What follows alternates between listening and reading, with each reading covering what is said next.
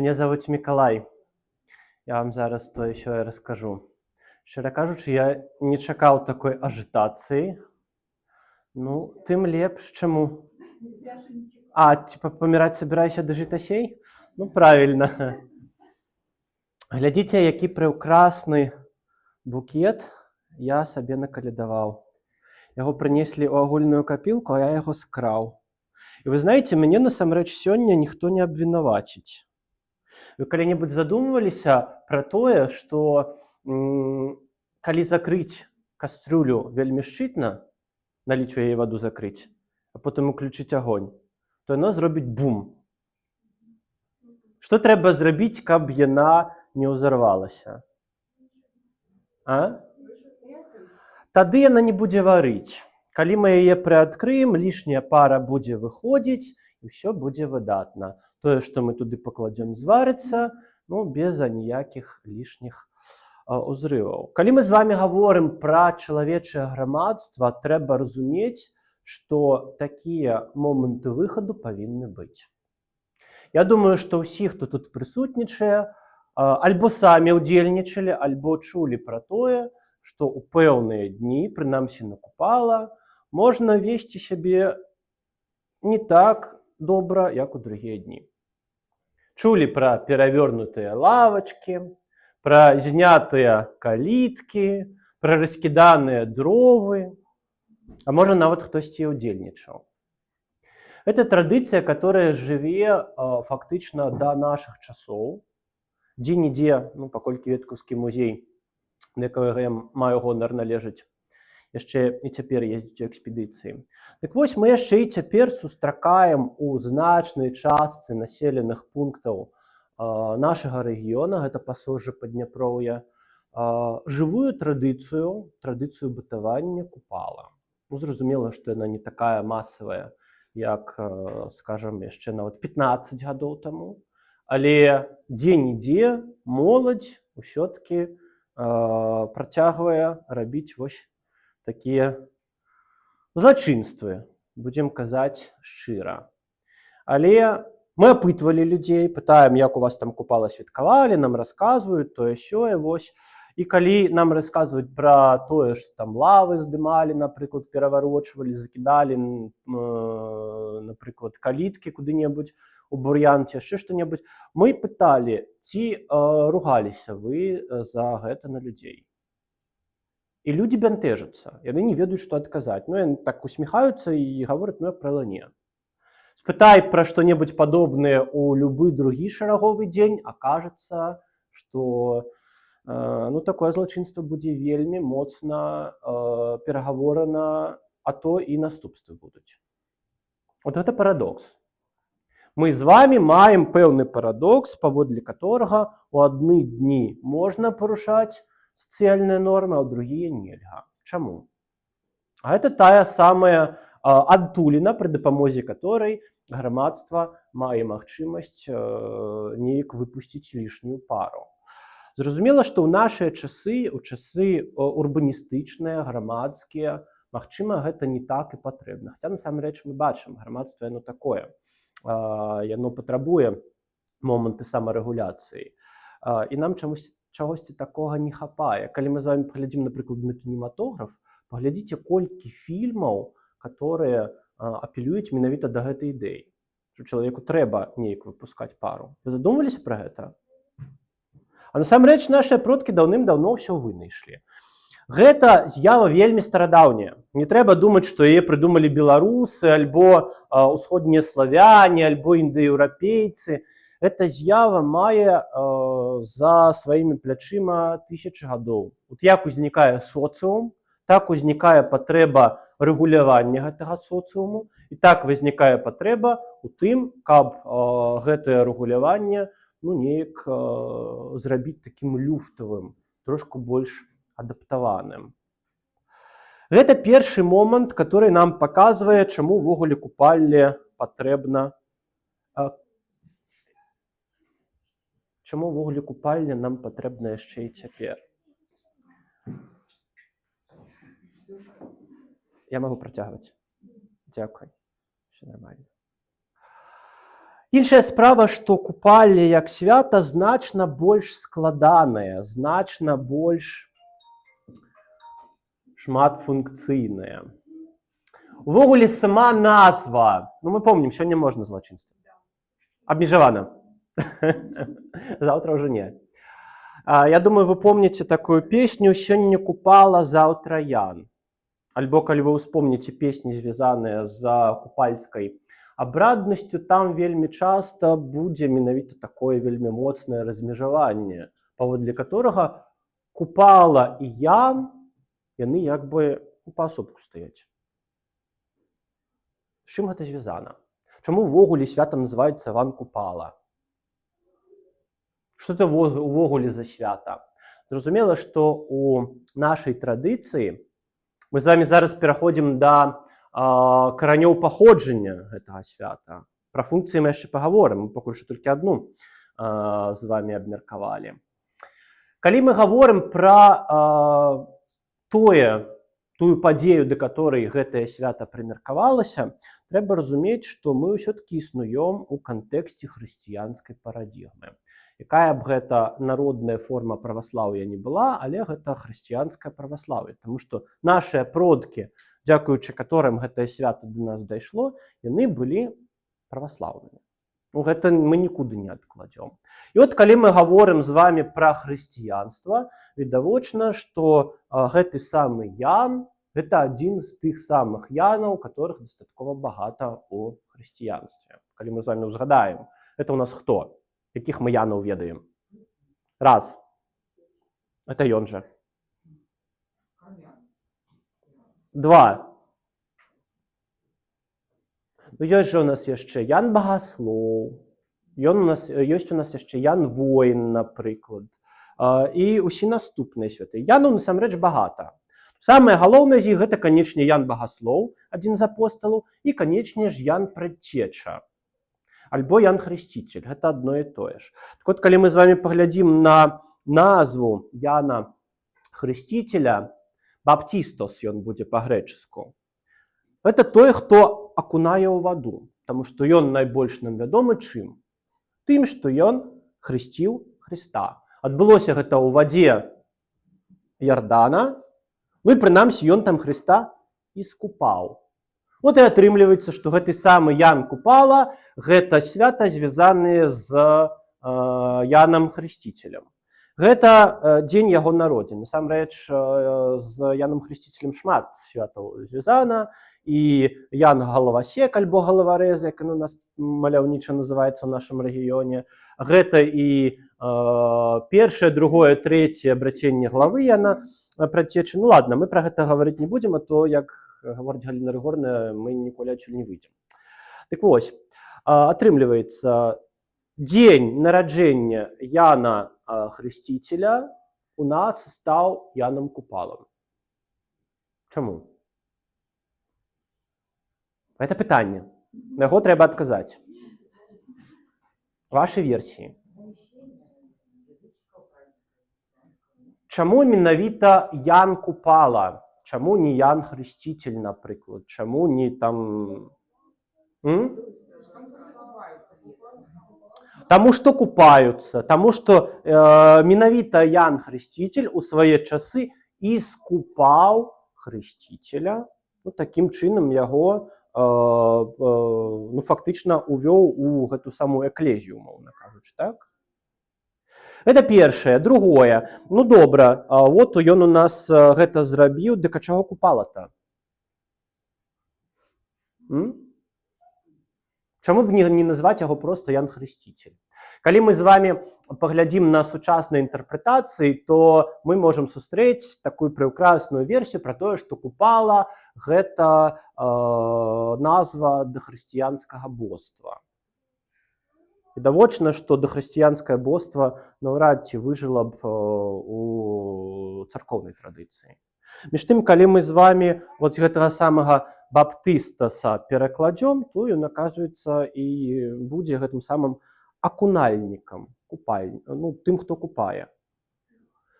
У нас замяшчэнне адбылося вельмі дакладнае. Это з аднаго боку. З другого боку, разумееце, у чым справа? У гэтага слова купала вельмі старадаўнія корні. Калі мы паглядзім з вами на этымалогію, наш музей волі любіць з лёгкай рукі Галіны Рыгораўны корпацца ў этымалогіях, у паходжанні слоў. Так вот, акажацца, што нават не ў індаеўрапейскія, а ў праіндаеўрапейскія часы корань купацца і кіпець быў адзін і той жа. Вот мы зноў вярнуліся з вами да ідэі вады, которая кіпіць, бурліць і пеніцца. Калі пераводзіць гэтую ярыцца, дарэчы, таксама сюды ж падыдзе, калі пераводзіць акцэнт з пагружэння ў ваду у іншую плоскасць, акажацца, што гэта перыяд, калі ўсё бурліць і віруе. І вось тут важна, да якога часу прымеркавана нараджэнне Яна Хрысціцеля. Чаму менавіта з 6 на 7? Што гэта за час у прыродзе? А ў чым ён выражаецца, гэты пік лета? Так а чаму гэта ўсё адбываецца? Чаму? Разумееце, у нас ёсць у свеце, у часе, у календары, у любым 4 кропкі, па которых мы увесь астатні год і выбудоўваем. Гэта летняе сонцастаянне ў нас. Перыяд, калі дзень максімальна даўгі, а ноч максімальна кароткая. Накупала, ночка мала, спявае нам песня. От гэта яшчэ адзін такі важны перыяд, вельмі важная кропка, которая показывае нам, што адбываецца ў прыродзе. А як мы вельмі часта записываем, што ў прыродзе, то ў народзе. Калі ў нас у прыродзе адбываецца пік буяння, пік квітнення, то ў прынцыпе і у людзей павінна быць нешта падобнае. Разумееце? Адбываецца так званая кантамінацыя, пераход, спалучэнне двух сюжэтаў у адзін. І вот у нас у прыродзе, а гэта значыць і ў людзей, адбываецца пік бурлівасці. Далей што будзе? Вот ужо ўсё саспела. Ужо трэба збіраць ураджай. Вось-вось. Літаральна праз некалькі дзён, праз тыдзень у нас будзе Пятро, а Пятро гэта пачатак зажынак. От пачынаюцца ў нас зажынкі, далей мы пачынаем збіраць ураджай. Всё, нам ужо не да гульбы будзе. А гуляць трэба. Дык вось, вы ўвогуле калі-небудзь задумаліся, што летам у нас вельмі мала святаў. Чаму? Гэта, канечне, добра, няма калі, але ж разумееце, што для нармальнага чалавека заўжды ёсць магчымасць пагуляць, калі ёсць такая патрэба. Насамрэч, усё вельмі проста. Калі мы гаворым, што няма калі гуляць, гэта абазначае што? Много работы. А якая яна? Всё ж ужо саспела. А жаць можна, умоўна кажучы, пачынаць. І бульбу, дарэчы, капаць таксама. У Веткаўскім раёне мы запісваем яшчэ цяпер. Бульбу можна капаць пасля Петра. У нас ёсць такая сітуацыя, калі мы натуральна на мяжы знаходзімся. От купала гэта памежны, вельмі моцны перыяд. У нас ужо скончылася наша плённая работа, але мы пакуль што не можам яшчэ пачынаць наступны пік работы. Вось гэта той самы момант напружанасці, які трэба выпусціць. З аднаго боку. З другого боку, гэта ж яшчэ і перыяд, калі рэальна там пара ўжо прыглядацца, калі мы пра моладзь говорим, да парачкі шукаць сабе. Это прычына, чаму купала выжывае яшчэ цяпер. От глядзіце, калі мы пра наш рэгіён гаворым, у нас што? У нас юр'я, напрыклад. Ну ладно, юр'ю страла з'ела. Вот у нас страла ёсць. Страла цягам апошняга дзесяцігоддзяў фактычна вымірае. Мы пра гэта даволі часта гаворым у музеі. Чаму? Таму што земляробчы аспект гэтага свята вялікай колькасцю людзей стаў проста ў пэўны час непатрэбны. А купала жыве. Яно трансфармуецца пад уплывам, у тым ліку, савецкай клубнай культурна-масавай асветніцкай работы, але яно выжывае фактычна ў тым жа самым стане, у якім яно існавала на працягу стагоддзяў. І, дарэчы, з которым змагалася хрысціянская царква і нічога не змагла зрабіць. Это значит, что у купала ёсць нейкая патрэба, которая жыве і існуе да нашага часу. І гэта не вось гэтая самая рытуалізаваная злачыннасць, пра которую мы з вами гаварылі, дакладней не проста яна. І прынамсі гэта не сельскагаспадарчы акцэнт, пра который таксама мы толькі што гаварылі. Значыць, там ёсць яшчэ штосьці, вось да гэтага мы падыходзім.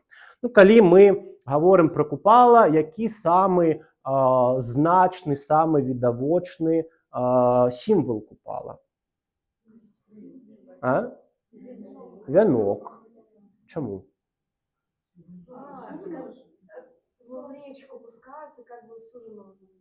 Прычым, знаете што? От калі я вас паспытаю, як гэта робіцца, у нас аднаго нейкага варыянта не будзе.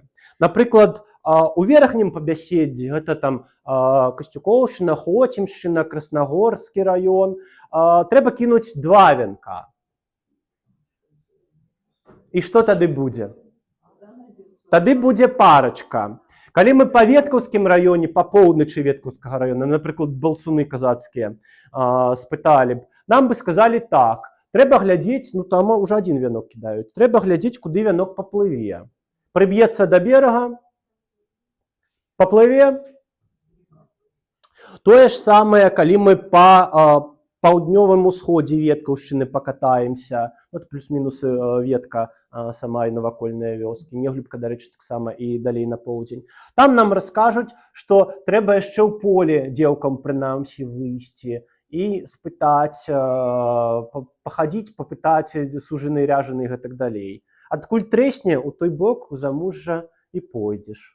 Нам смешна, правда? Таму што гэты момант нам таксама не актуальны.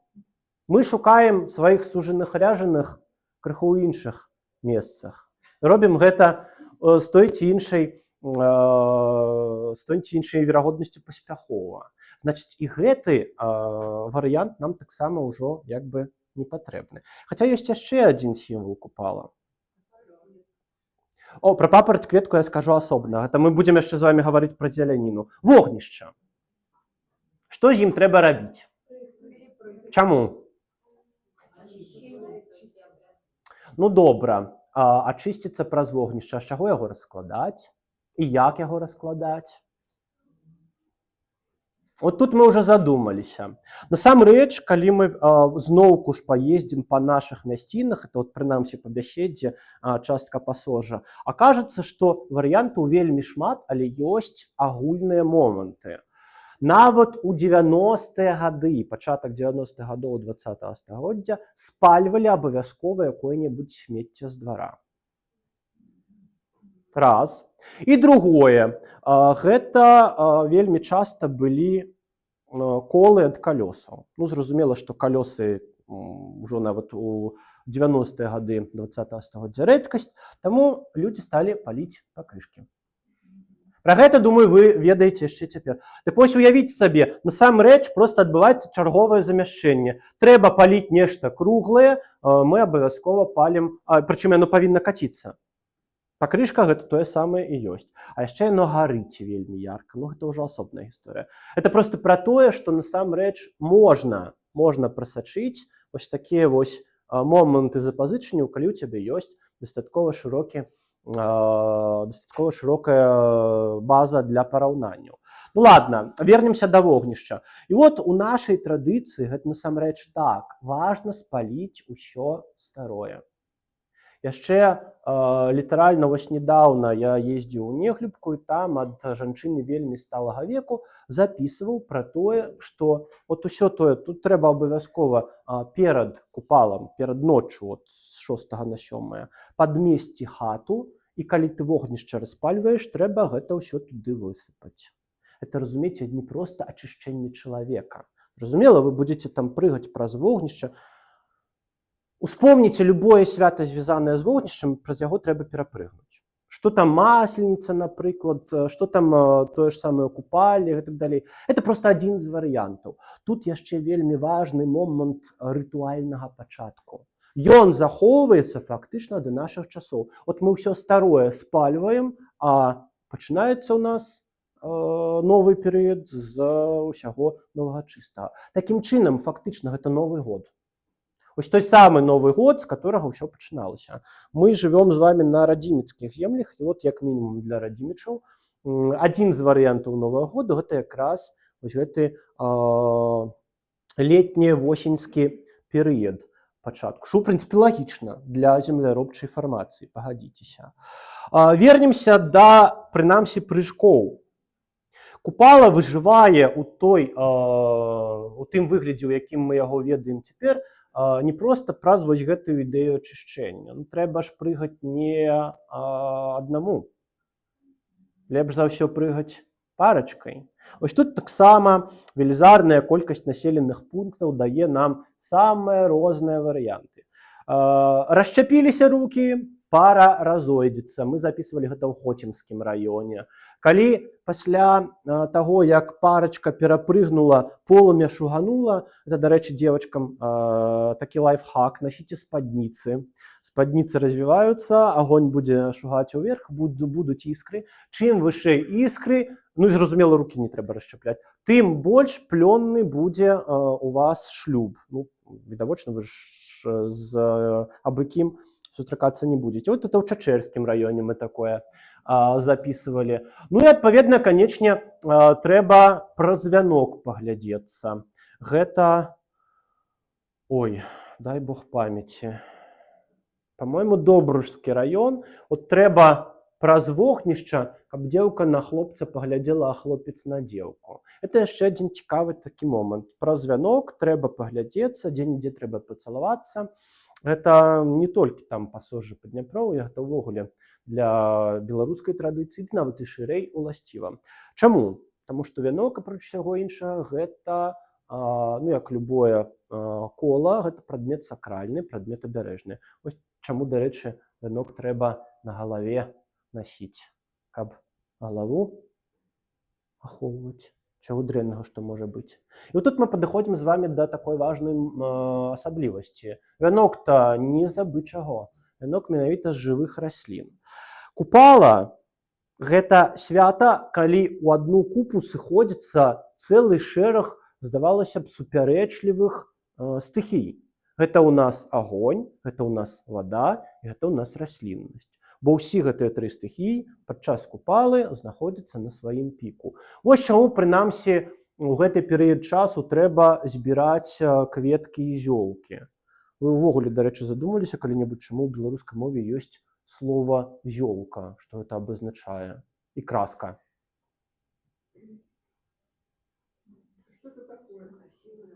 Зёлкамі называюцца лекавыя травы. Вот, разумееце, ёсць спецыяльнае слова для абазначэння лекавых траваў. Вось гэтыя зёлкі трэба збіраць якраз на купалу. Прынамсі, мы з вами пачыналі нашу размову з таго, што сказалі, гэта перыяд максімальнага росквіту прыроды. Відавочна, што ў гэты перыяд траву самыя моцныя, самыя лепшыя ў плане якасці сваіх, у тым ліку лекавых. Назапасілі максімум таго, што ў іх ёсць. Ну, відавочна, людзі гэта прымячаюць. Раз яны гэта прымячаюць, зразумела, будуць свой побыт пад гэта неяк падладжваць. Гэта вам такая побытавая прастора. Ну і, канечне ж, сакралізацыя. От відавочна, што раз гэта такі важны перыяд, звязаны ў тым ліку з магіяй, бо зноўку ж вёска Нісімкавічы Чачэрскага раёна, 2025 год, бабуля-інфармант дае нам назву купалля, Іван Калдун. Тое ж самае пабяседдзе верхняе, прынамсі Хоцімскі, Краснапольскі, Касцюковіцкі раёны. Гэта ў нас ведзьма.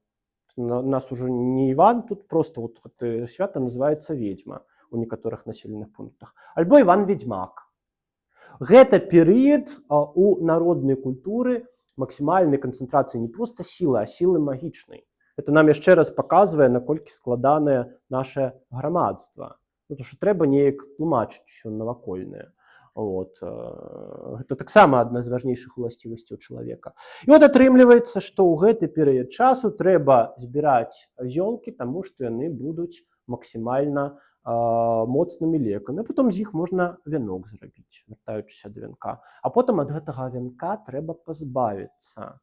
Гэтак жа, як вяртаючыся да вогнішча, трэба спаліць кола, которое на шэст узвалаквалі, альбо шукалі сухое дрэва, на которое ўзвалаквалі кола ад воза, напрыклад, і спальвалі таксама. От зноўку, атрымліваецца, тое, што нас апекуе, мы чамусьці должны знішчыць. Чаму? Это пытанне. А? Да как, яно ж нас апекуе. Бачыце, мы ўсё прекрасна разумеем. Мы можам знайсці ў нашай культуры адпаведнікі. А чаму? Таму што, як я заўжды гавару, грамадства чалавечае можа змяняцца толькі сваімі вонкавымі праявамі, а стрыжань, та асноўная структура, застанецца неабходнай. Ну скажыце, каму з вас не хочацца верыць у лепшае? Всім хочацца верыць у лепшае. Каму з вас не хочацца мець надзею на тое, што тое дрэннае, што ў жыцці ёсць, яно сыдзе? У каго няма парачкі, каму з вас не хочацца ёй абзавесціся? Ну тут ладно, тут ужо пытанні могуць быць. Але збольшага. Разумееце? От мы з вами на канкрэтных прыкладах бачым, чаму гэтае свята сярод усіх іншых выжывае. Ну і вішенька на торце пра папараць-кветку. Насамрэч, пошук папараць-кветкі для нашай традыцыі, пад нашай традыцыяй, я маю менавіта наш рэгіён, который мы вывучаем, пасожа Падняпроўя. Пошук папараць-кветкі не такі актуальны, як у іншых культурах. От вы, калі на поўдзень паедзеце на паўднёва-рускія землі, гэта прынамсі там Чарнігаўшчына і ніжэй на тэрыторыі Украіны, от там папараць-кветка паўсюль будзе. Калі вы паедзеце на смаленскія, пскоўскія землі, там тоже папараць-кветка.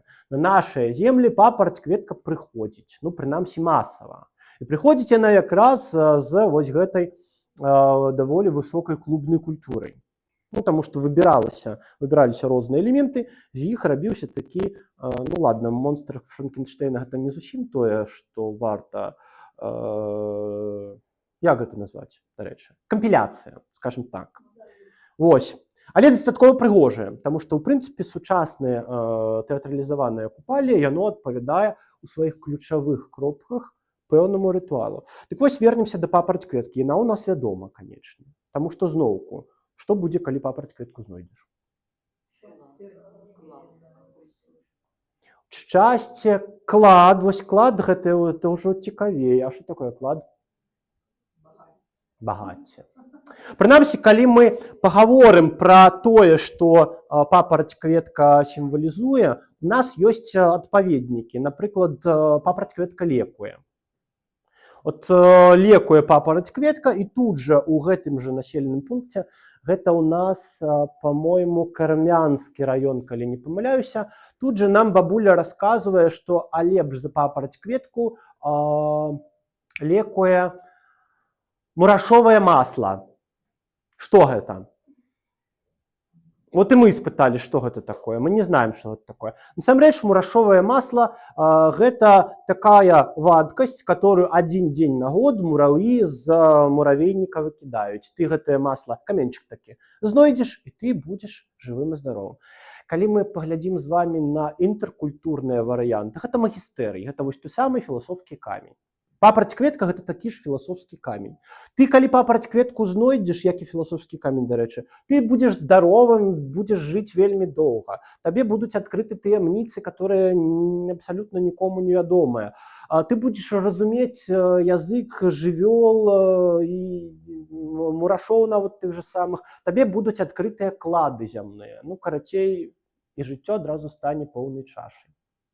Так што, ў прынцыпе, вось гэтая самая папараць-кветка, которая не так была пашырана, яна стала на сваё месца. Таму што, зноўку, у нашай традыцыйнай культуры, яшчэ там на пачатку 20-го стагоддзя, было месца, которое было пад гэтую самую папараць-кветку, ну, вот як само зроблена. Таму што у чалавецтва таксама гэтая патрэба ёсць. Ну, скажыце, хто з вас, вучыўшыся, там, неважна, ў школе, у вышэйшай сярэдняй навучальнай установе, хто з вас, вучачы якія-небудзь экзамены, не хацеў легчы спаць, а зранку прачнуцца і ўсё ведаць? Разумееце? Хто з вас, там, падкутуючы ад зубнога болю, не хацеў бы, каб вот вы ляглі спаць, прачнуліся, а зуб не баліць? Больш таго, ён здаровы. Пра грошы я ўвогуле маўчу. Гэта пытанне такое надзённае. Так от, калі мы з вами говоримо, так уже підсумовуючи, тому що, може, вже притаміў вас, треба трошки порухатися. Підсумовуючи те, про що ми з вами говоримо, купальня, відавочна, має вельмі архаїчне і навіть дохристиянські карані. Але яно виживає і ў хрысціянскія часы, і ў нашыя часы, і ў савецкія часы, адаптуючыся і па сутнасці сваёй бадай не змяняючыся. Змяняюцца толькі зноў вонкавыя вось гэтыя аспекты. Дажывае да нашых часоў проста таму, што яно рэалізуе адну з важнейшых галоўных патрэб любога чалавека. Інтэграцыю ў соцыум. Раз. Вось гэты паравы клапан. Два, калі мы можам выпусціць усё тое, што трэба. І вера ў цуд. Тры. Вось гэта складнікі любога нармальнага жыцця з пункту гледжання любога нармальнага чалавека. Калі я штосьці прапусціў, вы можете мяне дапоўніць. Таму што, на вялікі жаль, ніякую ні папараць кветку, ні мурашынае масла я яшчэ не знайшоў, так што ведаць усё я не магу, так што калі вы мяне ў чымсьці дапоўніце, буду вельмі ўдзячны. Ну а калі не, дзякуй вялікі за ўвагу. Вас чакаюць другія актыўнасці.